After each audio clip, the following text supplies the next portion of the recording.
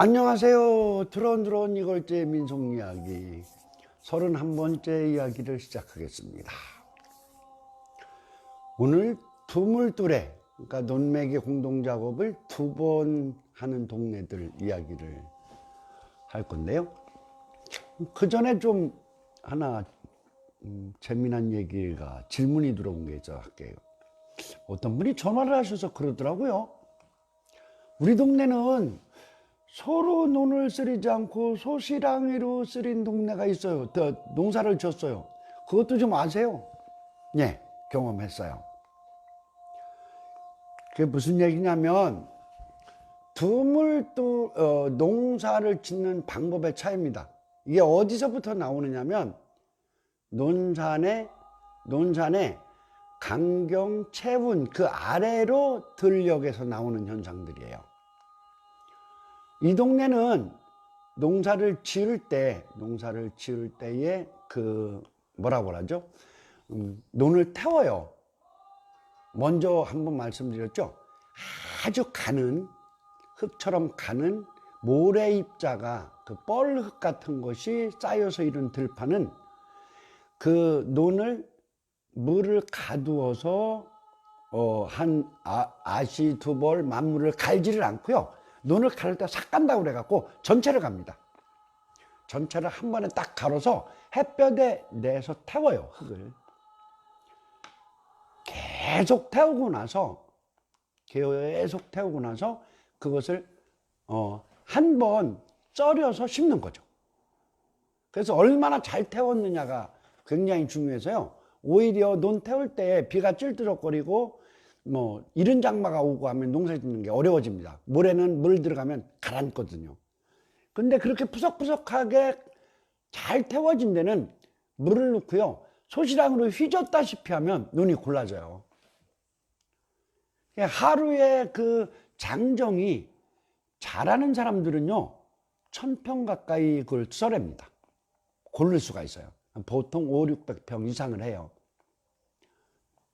장묵씨, 저 영현이 소리 내지 말라 그래. 그렇게 되는 거죠. 그러니까 뭐예요? 논을 그래도 20마지기 30마지기 많이 짓는 사람들은 서로 이제 갈아서 태워갖고 서로 썰이지만 7마지기 8마지기 짓는 사람들은 장정이 그 집에 둘이 있으면요, 소시랑으로 하루 꾸미고 그 다음날 심으면 되거든요. 그래서 소시랑으로 논을 썰여서 이렇게 골라서 모내기를 하는 그런 지역들이 있었어요. 다행히 제가 모품을 팔러 가서 그렇게 일하는 장면을 봤어요. 제가 직접 쓸어보진 않았는데 들어가서 일꾼으로 하루 종일 쓰리진 않았고요. 좀 해봤어요. 근데 아주 쉬워요. 소시랑 빨 5개짜리 갖고서 끄적끄적 하는 형태로 해나가면 되더라고요. 그런 차이죠. 그러니까 모내기에서 여자 남자 먼저 못 심는 비율에 대한 쪽 그걸로 지역 간의 영농법의 차이를 말씀드렸듯이 그런 형태로 여러 가지로 지역마다 그 농업 환경에 따라서 농사 짓는 법은 달라질 수밖에 없습니다. 자, 이제 두물뚜레 얘기로 올게요. 두물뚜레는 그러니까 논매기 공동작업을 2번 한다. 근데 보통은 2벌 매기 만물 3번을 매는 거를 하는데, 동네 가서 이렇게 아시매기 2벌 매기 3벌 매기 중에 이제 2벌 매기 3벌 매기만 하는 거죠? 이렇게 물으면 어른들 대답이 좀 이상하게 나와요. 뭐라고 나오냐면, 제대로 세우면 물론 2물 3물 매는겨. 그런데 여차하면 하면 돼요. 이게 무슨 얘기냐면, 천수답에 대한 쪽에 물 잡는 것의 차이 때문에 나오는 현상들이거든요. 그럼 두레를 세우는 동네에 대부분의 논이 그냥 제때에 하지전 올무라고 하는데, 하지 전에 모내기 거의 대부분 하고 일부만 이제 하지 넘어서 마른 가리들을 심었다고 해요. 그러면 드물이 제대로 쓰는 거예요.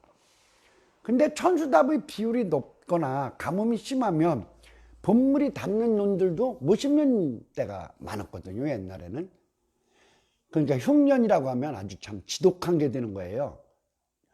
그런데 그런 해에는요, 논을 맬 것이 첫째는 못 심은 논, 뭐 아예 모내기 못한 논 있을 수 있죠. 그리고 또 하나는 뭐냐면 늦게 심은 논.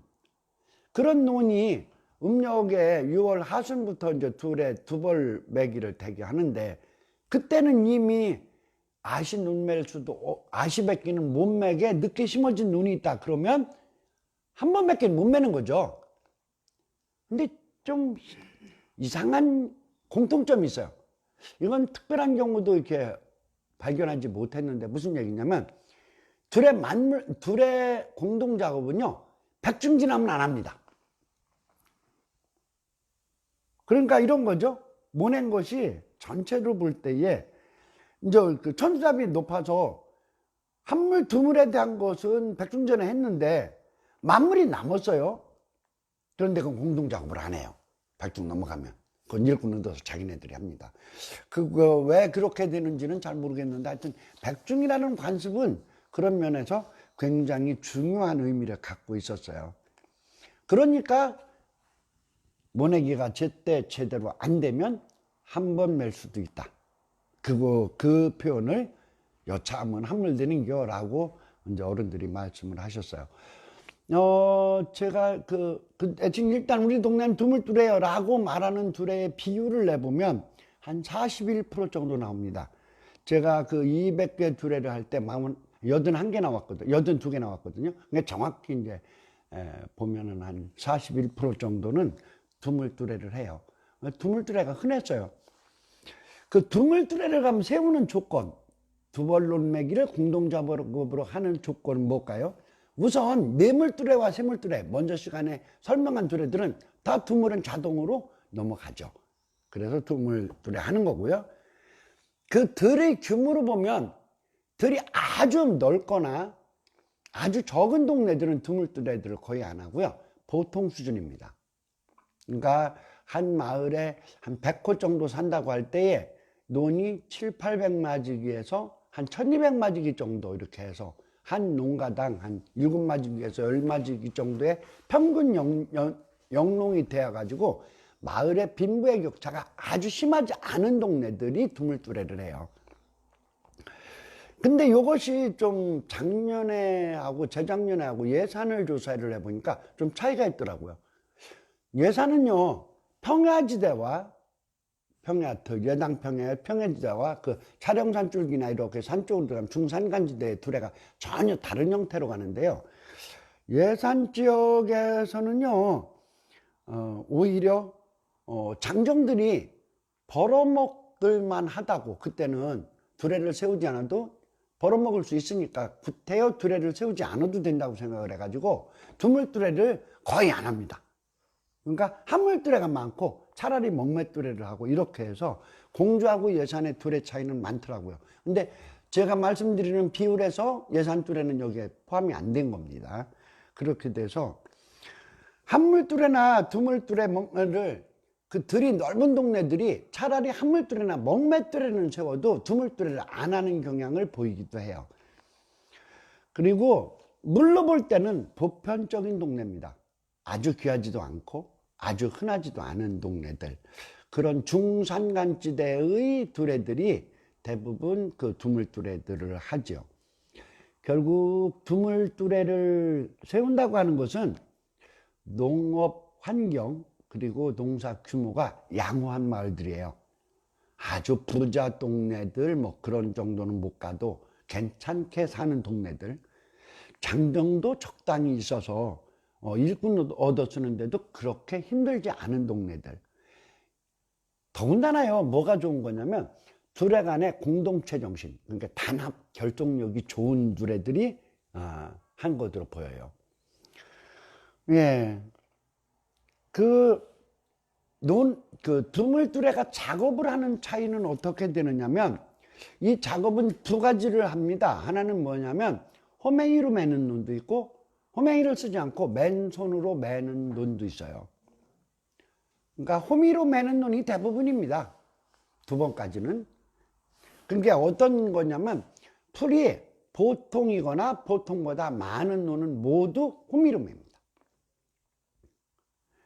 그리고 아실매기와 두물매기가 겹쳤을 경우 있죠. 아까 말씀드렸죠. 이게 무슨 얘기냐면 가뭄이 들어서 모내기가 늦어져서 아시 두물이 겹쳐지는 경우, 어떤 노는 두벌매기를 공동 작업으로 하고 어떤 노는 아시매기를 공동 매기로 하는 경우는 거의 호미를 맵니다.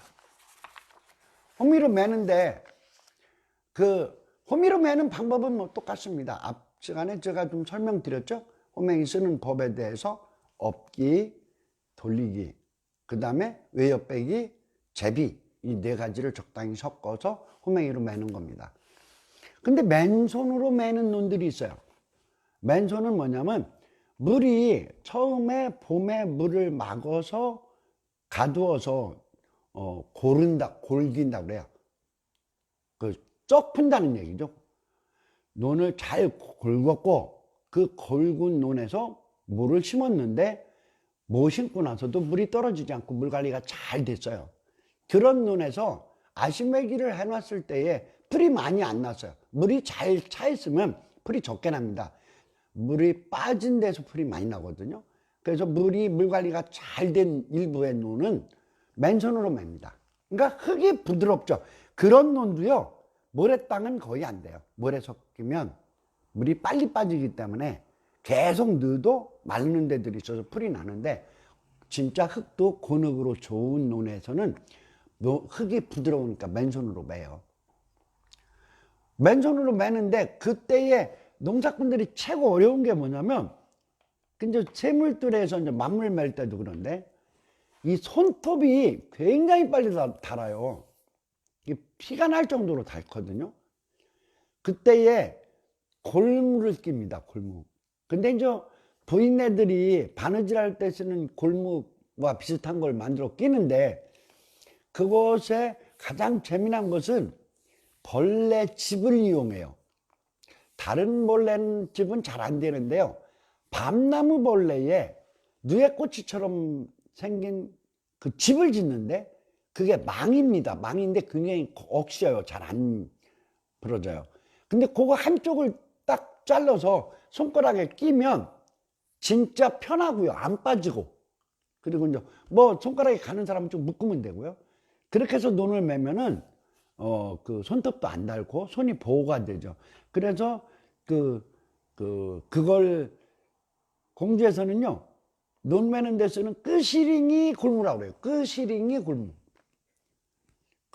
끄시링이라는 말이 왜 끄들리다 뭐 이렇게 할 때에 끄시링이라는 말을 쓰는데, 그러니까 손톱을 끌리는 것을 보호한다 해서 그렇게 이름이 붙은 것 같아요. 그렇게 하고요. 호맹이는 모두 갖고 나와야죠. 어떤 집에서는 호미로 매고 어떤 집에서는 맨손으로 맬 정해진 거 아니고, 맨손으로만 맨 날이 있는 게 아니라 호맹이를 가지고 오는데, 그 호맹이는 이제 우리 영화 같은 데도 그 전에 좀 나왔었죠. 허리 뒤에다, 등에다가 찹니다.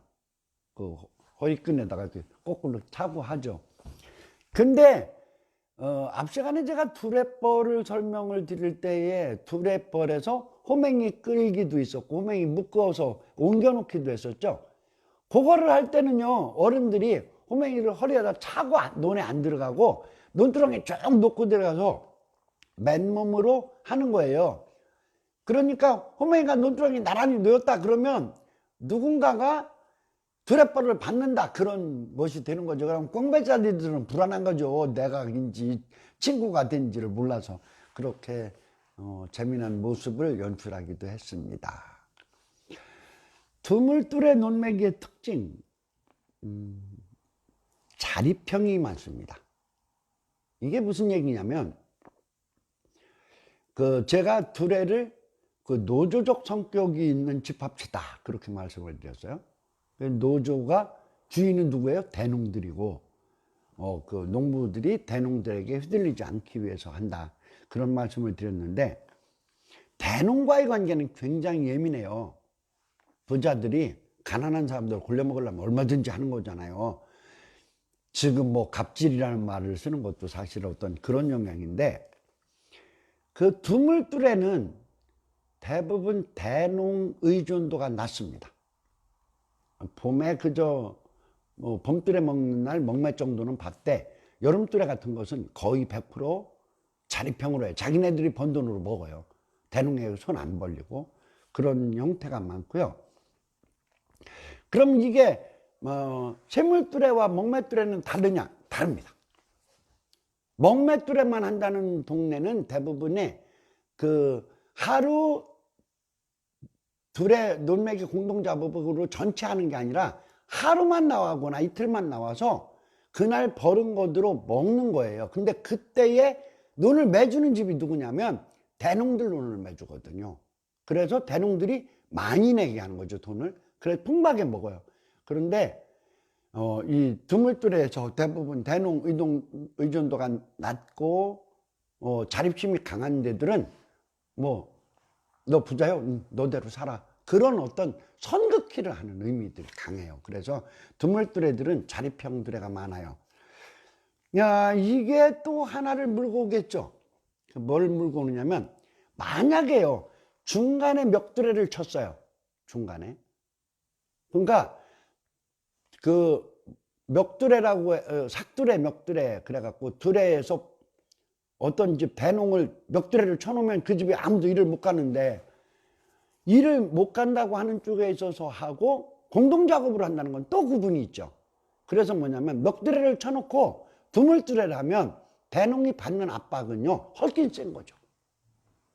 아주 세집니다. 그런 의미도 있어서 자립형 두레가 많다고 하는 형태로 말씀드릴 수가 있고요. 두레 풍장, 여기서는 즐깁니다. 이건 즐겨요. 이제 이때부터는 그 뭐 매일 풍장 치고요. 풍장 치고 오고 하는 것이 흥겹고요. 그리고 뒤따라다니는 사람들 춤도 많이 추고요. 이렇게 가는 거죠. 그러니까 두레 풍장의 원형이 모내기 뚜레와 아시 뚜레에서는 거의 이런 모습을 못 보는데, 두물뚜레부터는 이제 우리가 알고 있는 두레 일판으로 전체가 간다, 이렇게 보시면 돼요. 눈 매는 소리 매일 합니다. 뭐 오전엔 안 할 수 있지만은요, 대개 낮잠 자고 하는 오후에는 모두 눈 매는 소리를 하죠. 이게 무슨 얘기냐면, 두레 민속을 체록하는 사람 입장에서 가장 많은 거리가 나오는 동네가 두물뚜레들이에요. 왜 그러냐고요? 두물뚜레는 논매기 공동작업을, 여유있게 논매는 두레 공동작업을 오래 합니다. 얼마나 오래 하느냐고요? 보통 작은 짧게 하는 동네가 두물뚜레 터지면 대부분 보름합니다. 덜 넓고 좀 일 많은 동네들은 한 달 가까이 가요. 그런데 생각해 보세요. 지금요 아무리 농악을 좋아하는 사람들도 판에서 한 달 내내 풍장을 치는 동네들이, 사람들이 있을까요? 아니요. 그건 쉽지 않아요. 근데 그 두레들은 한 달 내내 풍장을 치고요. 한 달 내내 한바탕은 놀고요. 한 달 내내 노래를 해요. 그러니까 뭐냐면 그 마을에서 두레를 향유한 젊은이들이 기억하는 게 많은 거죠. 그러니까 우리 같은 사람이 체록을 들어가면 두물뚜레는 이야기거리가 풍부한 거예요. 두레 싸움 더 많이 하겠죠. 오래 하다 보면 아래 동네 두레하고 부딪히기 쉬우니까. 아래 동네가 다 두물뚜레다고 하면 두레 싸움 없이 넘어가긴 쉽지 않아요. 부딪혀요. 그래서 그 민속이 아주 풍부하게 나오고요. 또 하나 특징이 있어요. 그게 뭐냐면 농기 부분에 있어서, 이건 농기 시간에 제가 조금 더 자세히 말씀을 드릴 텐데, 농기를 두레 농기 바탕에 딱 모셔놓고 연기만 들고 논을 매는 두레들이 있고, 논 매는 데마다 농기를 들고 가서 어귀에 세워놓고 매는 동네들이 있는데, 농기를 모시고 다니는 비율이, 그래요. 그건 농기 들고 다닌다고 하네요. 전부 모시고 다닌다고 그래요. 농기를 모시고 다니는 비율이 두물뚜레가 가장 많습니다. 물론 전체적인 비율로 볼 때는 논기 바탕에 모셔두고 연기만 들고 다니는 두레가 더 많지만 논기를 모시고 다니는 비율만으로 볼 때는 드물두레가 많습니다. 벌이요, 벌금을 모내기 두레나 논매기 아시두레에서는 안 받아요. 거의 안 받죠. 받는 두레를 못 받는데 드물두레는 반대입니다. 거의 다 받고요. 안 받는 두레가 적어요. 한 7대3 정도. 이건 제가 통계를 내보진 않았는데 그런 정도 됩니다. 그런데 품이요, 벌금이 장정 하루 품값보다 넘어가진 않아요. 여기서는 얼마 받아요? 장정 하루 품값 또는 한 70% 정도에서 동네에 관용적으로 받는, 그러니까 둘의 공동작업에 나와야 될 사람이 안 나오면 이제 벌금을 내는 거죠. 그래, 그 벌금은 어떻게 하느냐면 나중에 장정들이 둘의 쌀을 나눌 때 그 안에 넣고 n분의 1로 나누죠.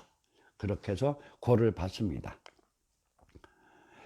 드물두레가 두벌매기 끝나고 세벌매기로 넘어갈 때, 만물로 넘어갈 때는 보통 한 3일에서 5일 정도는 거리를 두기도 하는데 들이 넓고 일이 많으면 그냥 이어가기도 해요. 대농이 멱두레를 놓을 경우에 드물두레가 갖는 역할에 대해서 굉장히 세다고 제가 말씀을 일부러 드렸죠. 이것에 대한 의미는 그 두레가 갖고 있는 그 자기들 보호 차원에서 중요했다는 것에 대해서 드물두레에서는 반드시 한 번씩은 짚고 넘어가야 되죠. 드물두레가 쓴다 음식, 역시 집집마다 장정이 나간 집마다 아낙네들이 끼니와 참외 이고 나가야 돼요. 작게 하는 동네는 들판에 3번, 많이 하는 동네는 4번. 그러니까 아침은 먹고 나가고 이렇게 하는 형태로 하는데, 아낙네들이 한 달 내내 하루에 3번, 4번씩 박광우리를 이고 들판으로 나가는 행렬이 50호인 동네에서는 50명, 60호인 동네에서는 60명, 100호인 동네, 150호인 동네들에도 있었거든요. 150명의 아낙네들이 광목, 치마저고리 입고 광물이 이고 들로 나가는 모습, 그걸 볼 수 있다면 저는 참 행복할 것 같은데 아낙네들에게는 지옥이 될 것 같기도 해요. 그래서 제가 보고 싶어 하는 거, 두레라는 걸 영화로 한번 찍고 싶다는 생각을 참 간절하게 한 적이 있는데, 그 중에서 제일 이쁘게 나올 모습이 파란 벼로 가득한 파란 들에 장정들이 논매는 모습이 아니고 아낙네들이 박광을 이고 쭉 하는 모습이 그려질 때마다 저는 혼자 행복한 상상을 하고는 합니다. 예, 다음 시간에는 이제 만물두레 남았죠. 만물두레는 이제 만물두레하고 먹매두레는 한꺼번에 묶어서 하겠습니다. 이렇게 하면 제가 15번에 이걸 끝내지를 못할 것 같아서 끝낼게요. 그런데 진짜 고마운 게 있어요. 농악 이야기 할 때 최고 많이 이 페이스북을 본 것이 2,400명 전 보셨고요. 2,000명이 되게 많이 넘어갔는데, 두레 얘기하니까 700대로 뚝 떨어지더라고요. 아, 사람들의 관심이 이런 거구나 했는데 점점 올라서 지금은 1,400에서 1,700명 사이를 고정적으로 봐주고 계세요. 난 누가 이렇게 보시는지 모르겠어요. 물론 처음부터 끝까지 이걸 다 듣는 분은 적으시겠지만 그래도 이렇게 많은 관심을 써주시는 것이 저는 참으로 행복하고 즐겁습니다. 드런드런 이걸제의 민속이야기 31번째 드물두레에 대한 이야기를 이렇게 접습니다. 감사합니다.